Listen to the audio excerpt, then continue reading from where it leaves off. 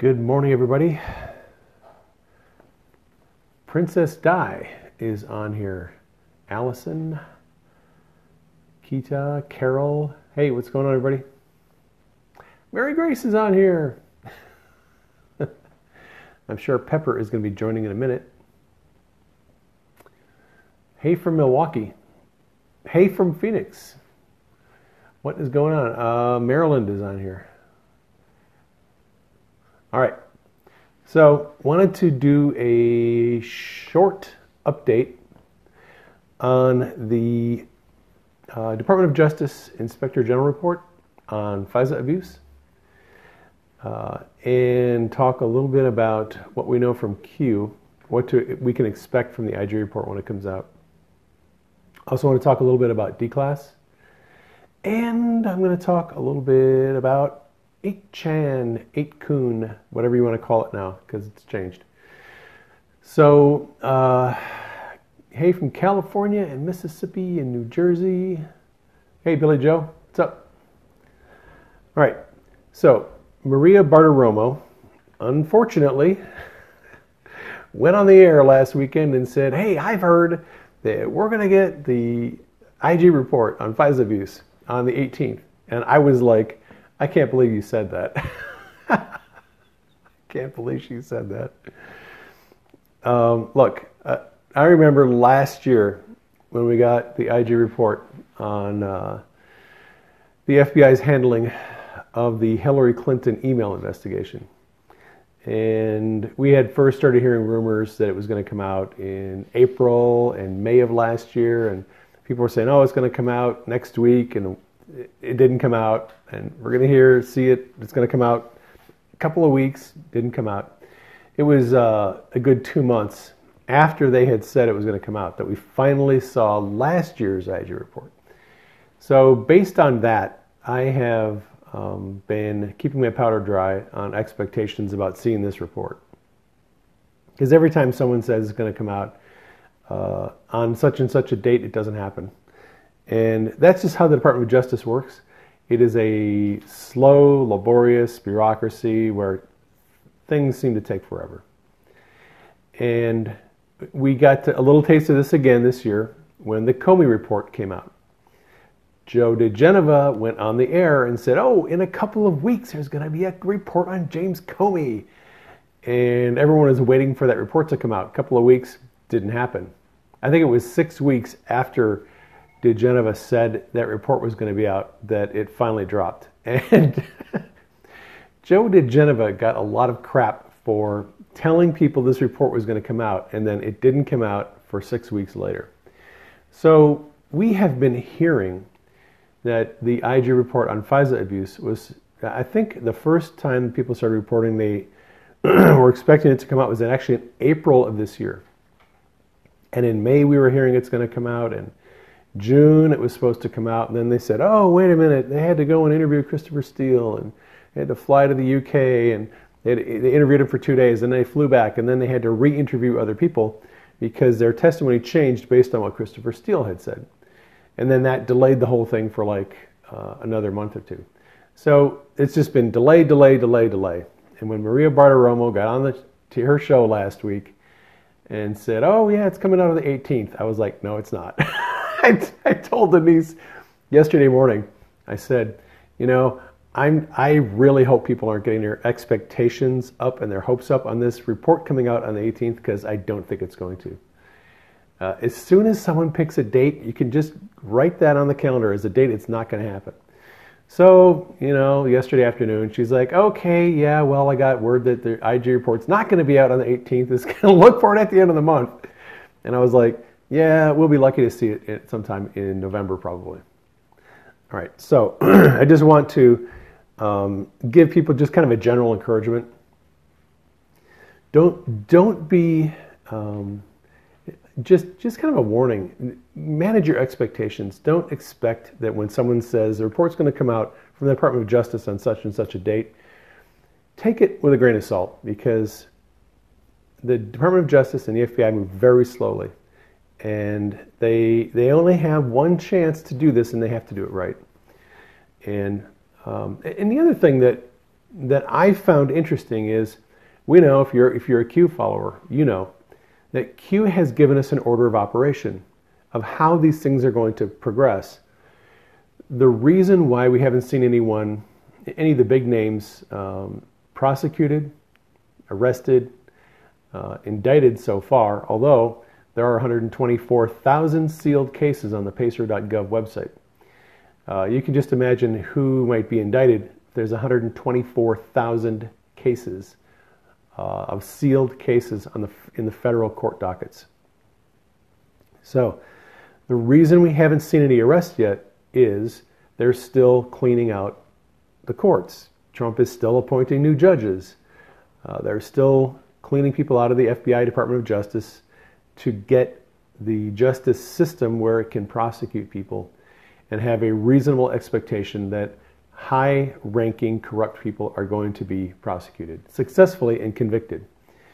I always tell people who are like, oh, there's no arrest, no one's been arrested, no one's been held accountable, wah, wah, wah. I'm like, you know what? If all Trump wanted was just to arrest a bunch of corrupt people, he could have done that the day after he got in the White House. He could have rounded up Hillary and Comey and Clapper and Brennan. He could have arrested them all the week that after he got inaugurated. Every one of them would have escaped justice. Every one of them, the prosecutors would have bungled the prosecution, or the FBI would have bungled the investigation, and they would have walked. Because that's the system that Trump inherited. He inherited a corrupt justice system, two-tiered system of justice that let corrupt people walk. They're not going to prosecute anyone until they are absolutely certain that those people are going to be convicted.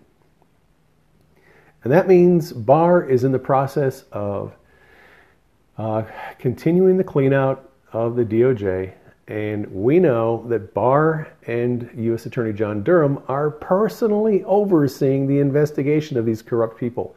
Why? Because Barr probably doesn't trust anyone to do it but himself. This is such an important task for Barr and Trump that Barr is personally overseeing this investigation of Brennan, Clapper, Comey, Loretta Lynch, Sally Yates, Susan Rice, Obama. High-level people, from what we're hearing, Barr is personally overseeing the investigation of these people. Probably because he doesn't trust anyone to do it but himself, him and Durham. So they're taking their time, and they're going to do this right, because they only get one chance to do this, and if they screw it up, those people walk. They cannot afford to pull the trigger early. They have to get the T's crossed and the I's dotted. Otherwise, these people are not going to see justice. So, one of the things that I noticed in Q's post is we've been given an order of operations. So, first, the Department of Justice has to be cleaned out because they prosecute. The FBI has to be cleaned up because FBI does investigations. The courts have to be... I suspect that one of the reasons why Trump is appointing so many judges is they want to try these cases in courts where they have judges that are not corrupt, who are not going to find some kind of legal way to let these people walk. Once the justice system has been cleaned out, then they can start the prosecution. Now, the order of operations that Q gave us is, first we needed to get through the Mueller witch hunt. Mueller witch hunt is done. The next thing that was supposed to happen, according to Q, is declassification of all these documents related to Spygate. So we have a kind of a partial laundry list of things that are going to be declassified. The Gang of Eight intelligence briefing that was given to the House Intelligence Committee, Adam Schiff, Devin Nunes, those guys, their intelligence briefing that they got, the binder with all the intelligence information from the intelligence communities about the Russia investigation, that's going to be declassified. Q has said that is very significant because there's information in there that is classified, has been classified. It was given to Adam Schiff, and Schiff never thought it was going to be made public. And Schiff lied about the Russia investigation, and he kept saying, we have more than circumstantial evidence about Trump colluding with Russia. We have evidence, and we've been getting briefings. Well, Schiff never got the evidence, never had the evidence, lied to everyone, never expecting those intelligence briefings to be made public, and that's what's going to happen. Their briefing is going to be made public. That's one of the things. So we have the Bruce Orr 302s, his interviews with the FBI. Bruce Orr, key player, former Department of Justice, was an Associate Deputy Attorney General. He was heavily involved in Spygate. He was a go-between between Christopher Steele, DOJ, FBI. His 302 reports are going to be made public. We're going to get declassified all text messages between Comey, McCabe, Peter Strzok, Lisa Page, and Bruce Orr. Anything that had to do with the Russia investigation, all their text messages, declassified, unredacted. So we're going to get all this information. We're going to get a lot more than that. Now, when Trump initially ordered this declassification almost a year ago, there was a laundry list of like 5 things. Hannity calls it the 5 buckets, right? And then when Trump gave declassification authority to Barr, Attorney General Barr, he told Barr, you can declassify anything you want and you can give it to whoever you want.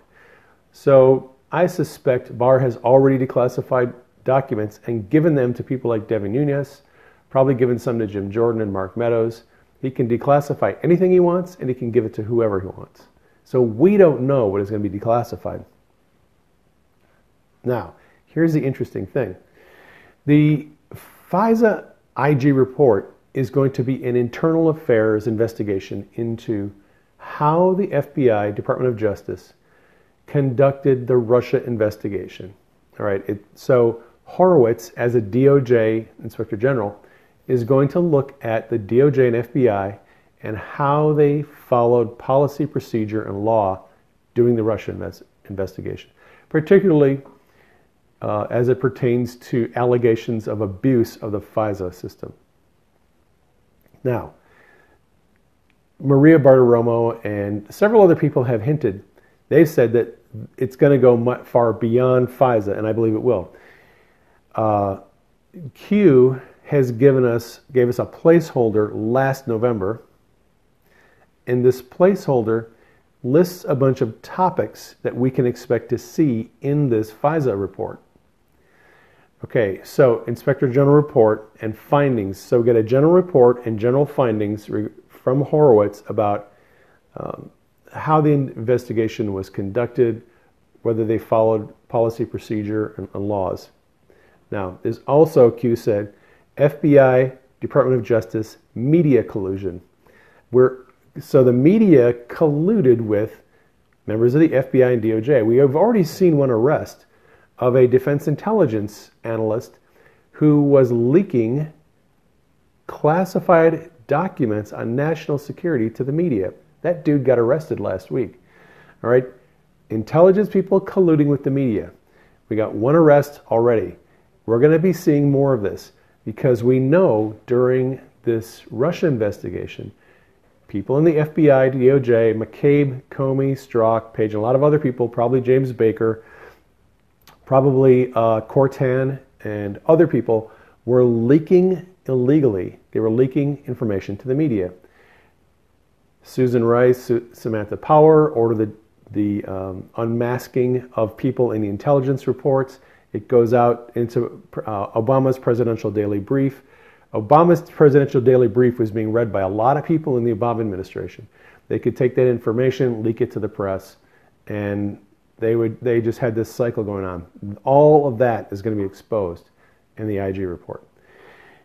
Next up on the IG report from Q, executive branch, ABC's intelligence agencies, CIA, etc., media collusion.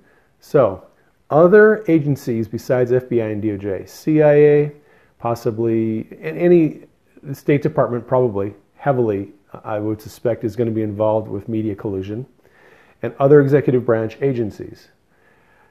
So we're going to get a report on media collusion with other agencies. Foreign assist. So we're going to get a report on how much countries like Italy, the UK, and Australia, and other nations, possibly Ukraine, assisted the Obama administration in attempting to rig the election and then overthrow a duly elected president. Foreign inserts. We have OREC and info dissemination. Off the record, I think this OREC. So we're going to get information about foreign people who were inserted into this operation. We're going to get information on foreign spies.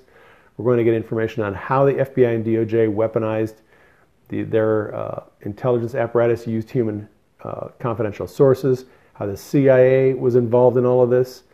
There's going to be a lot of information coming out about how they ran this operation against Trump. FISA abuse, direct and indirect sources, umbrella spying and targeting. So we're going to get information on how they used the Five Eyes.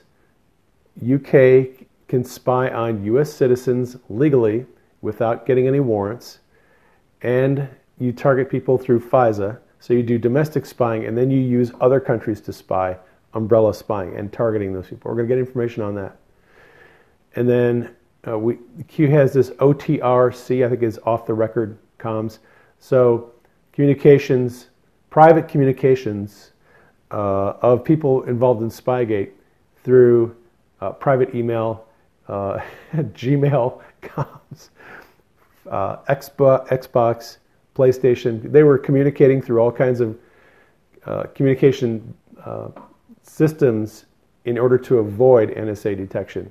So those are the things that Q dropped on this placeholder that have to do with the IG report. Now, what Q has suggested is we're going to get Declass before we get the IG report. So when we haven't had all these documents declassified and there's all this talk about the IG report coming out, I was thinking, you know, according to Q, we're going to get Declass first and then the IG report. Now, I don't know if Q's right. I don't know if this is actually going to happen this way. We might get the IG report first. Maybe we'll get Declass later. Maybe Barr has been held up on getting things declassified. I don't know. I don't know when we're going to get Declass, and I don't know when we're going to get the IG report. What I can say is Q has told us Declass should come before the IG report. And we'll just have to wait and see what happens. So that's kind of what to expect from Declass, what to expect from the IG report. Other thing I wanted to touch on is 8chan. So 8chan is just about ready to come back. Jim Watkins has been doing live streams a couple times a week. He did a live stream yesterday and said 8chan, 8kun.net is pretty much ready. CodeMonkey put out a call to board owners to get their boards set up, and Jim Watkins said the Q board, Q research is ready to go. It's online. They've got it set up. He has said they've done the testing that they need. A bunch of people have tried to log in, and you can't log in yet. And I don't know that you're going to need to log in. So if you go to 8kun.net, what you'll find is there is a box where they ask you to enter a user ID and enter a password. And if you do that and refresh the screen, it's going to give you the same screen. You have to enter a user ID and a password. It'll refresh again, and you have to enter a user ID and a password. So people have been messaging me on Twitter, hey, what's going on? I'm like, it's not ready for public use yet. Don't try to log in, and I don't know if you're going to have to log in when you use it. What they have, it looks like it's just a placeholder. They're preparing things. CodeMonkey said this morning they're transferring files, last minute stuff, getting things ready. They're going to try to have the launch ready on the 17th. But again, Jim Watkins, when he came out of the hearing, congressional hearing on September 5th, said, oh yeah, we'll be back online in a few days. I was thinking, okay, awesome. We're going to be back online end of the week, next week maybe. That was September 5th. Here we are October 15th, and we're still not back online. And Watkins keeps saying, oh, it's just a few more days, just a few more days, just a few more days. So again, don't get your hopes up. It would be great if 8kun.net is ready to go by the 17th. I am not going to bet the farm on it because we've been told before, oh, it's going to be a few more days. I'm hoping it is. He said, hoping for the 17th, could be earlier, could be later, don't know. So he's given us a soft date. But it looks like CodeMonkey set up a subdomain on 8kun.net that is accessible right now. If you want to go there, you can just go there, soon.8kun.net, soon.8kun.net. That is a subdomain that's been set up. It's got some logos on it. And you don't need a password to log in. You can just go there. And someone uploaded a bunch of logos for the new 8kun. You can go there, you can download the logos, and that's really, it's just one page with a bunch of logos on it, and that's it. I don't know if we're going to need to have user IDs and passwords to log in to 8kun.net. I don't know a whole lot about what that's going to look like. Those of you who are following Q and you're using the Q websites like Q Alerts, or if you're using QMap, they will, I'm reasonably certain, they'll all scrape and aggregate posts from 8kun.net, and they'll put them on the mobile apps and they'll put them on the website. So I wouldn't be too stressed about that. It should, the transition, I'm guessing, will be fairly smooth. And maybe we'll be back online by the end of the week. Wouldn't that be cool? Right, nobody knows who Q is, and Q is not on Twitter. I had somebody message me on Twitter, I think it was yesterday, said, hey, do you follow Majestic 12 on Twitter? I was like, no. I know who Majestic 12 is. I don't know who the person is. I'm aware of the account. I don't follow them. And this person said, oh, Majestic 12 is Q. And I was like, no. I took a screenshot of one of the old Q posts from January of 2018. No private comms, no outside comms, no comms outside of this board. Anyone who says anything different, it's fake news. Q is not on Twitter. Q only posts on 8chan, period. Doesn't talk to anybody outside of 8chan. So if you're following any of these accounts and they say that they've talked to Q, they've talked to the Q team, they know who Q is, they don't. Nobody knows who Q is other than the Q team and Trump and his little circle of people. And Q is not communicating outside of 8chan. All right.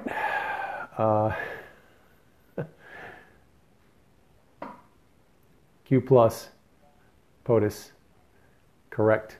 And who knows, maybe the question will be asked when Q comes back. We expect that there's going to be a lot of attacks. The mainstream media is going to gear up their hatred of Q and expect a lot more media attention on Q. Tucker Carlson, somebody posted a video last night on Twitter. They asked Tucker if he knows about Q. And Tucker said, you know, he goes, I haven't read anything from Q or about Q, but I really want to. So it'll be interesting to see how people like Tucker and Hannity and Sarah Carter and the mainstream media respond once Q gets back online. I anticipate when Q comes back, it's going to be a busy week or two. I think Q will have a lot to say when he gets back online, having been gone for 2.5 months. So, yeah, I think Sarah knows about Q. I think John Solomon knows about Q. I'm pretty sure Hannity does. I think they're hip, but they've been told not to talk about it publicly. That's just my belief. 8kun, 8KUN is going to be the new 8chan. When they come back online, it looks like it's going to be on 8kun.net, 8kun.net. That's going to be the domain they'll use when they come back online. Jim Watkins is the owner of 8chan. He had that domain reserved for a long time, and he figured he would just use that when they came back online on the new system. I miss Q too. I don't normally miss Q because I have so much going on that when Q takes a break, I'm like, yes, a break. I get to do a little bit of writing, work on another book. But it's been 2.5 months. I am ready for Q to return. I am definitely ready. KUN, 8 KUN, 8 Kun. Yeah, you'll get, if you have Q alerts or Q drops or Q map, those apps, it'll take them probably a day or so to get the system set up to where they're able to pull posts to the apps, but it won't be long before everything will be back. And you know, you want to go to the website, you can always go there directly and check it out. And hey, you know what? I'm just going to throw this out here. Anyone can be a board owner on 8chan. If you have a little bit of technical knowledge, you can set up your own board on 8chan. If you want to have a board where you talk about knitting or whatever you're interested in, baking or your religious beliefs, whatever, you can set up your own board on 8chan and get some board volunteers to help you. And you can have your own board. It's open to anybody who wants to set up a board. I don't know enough about it to do it myself, but just want to throw that out there. All right, I'm going to get going. Dilly will be on here at 9 o'clock Pacific time. Love you all. Take care. Catch you on the next broadcast.